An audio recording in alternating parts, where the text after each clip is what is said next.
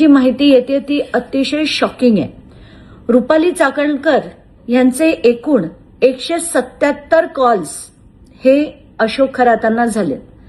एवढंच नाही तर त्यांची बहीण प्रतिभा चाकणकर, 2 दिवस झाले आपण त्यांच्याबद्दलही बरंचसं ऐकतोय, त्यांचे 236 कॉल्स हे अशोक खरातांना झाले. पण आता मी जे नाव घेणार आहे त्यांचे नुसतेच आपण फोटो बघितले होते आणि व्हिडिओज बघितले होते, पण आत्ताचे महाराष्ट्राचे उपमुख्यमंत्री एकनाथ शिंदे यांचे तब्बल 17 कॉल्स हे अशोक खरातांना नॉर्मल सेलफोनवरनं झाले होते.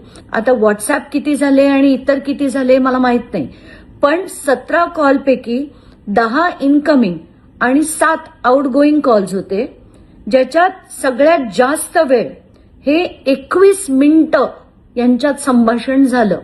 आता ही सगळी माहिती मी ऍज अ रिस्पॉन्सिबल सिटीझन आधी यंत्रणांना दिली, तर आत्ताच्या घटकेला जर महाराष्ट्राचे उपमुख्यमंत्री एकनाथ शिंदे हे जर अशा व्यक्तीला 17 त्यांचे कॉल झालेत, तर हे कशासाठी झालेत ह्याचं उत्तर एकनाथ शिंदेनी देणं गरजेचं आहे.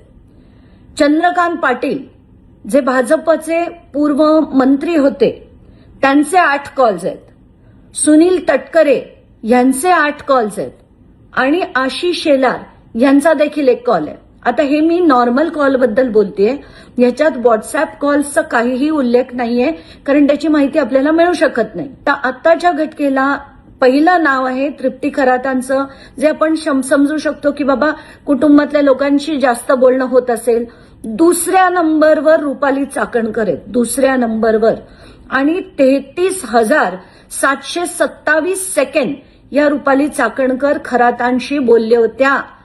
तर मला तेच वाटतंय की आत्ताच्या घटकेला यांना अटक होऊन यांची पूर्ण चौकशी, पहिलं तर यांच्यावर FIR झाला पाहिजे, यांना अटक झाली पाहिजे आणि यांच्यावर चौकशीनंतर कारवाई झाली पाहिजे.